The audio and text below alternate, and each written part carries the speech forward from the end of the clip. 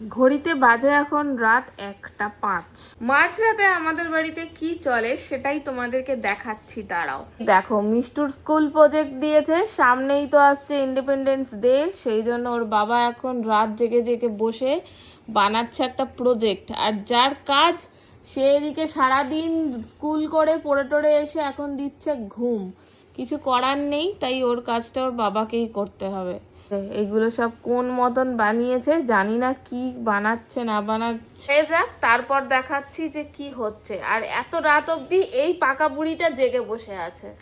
এবার করব নিচের ফুলটা, সেইটা কি করে করতে হয় চলো দেখাই। এরকম করে মুড়ে মুড়ে নিচ্ছি। এই তিনটে করে ফেললাম, এবার আঠা দিয়ে জুড়ব। এবার বানাবো অশোক চক্র। কেমন হয়েছে বন্ধুরা? আমার ইন্ডিপেন্ডেন্স ডে প্রজেক্ট হয়ে গেছে, কেমন হয়েছে কমেন্টে জানিও।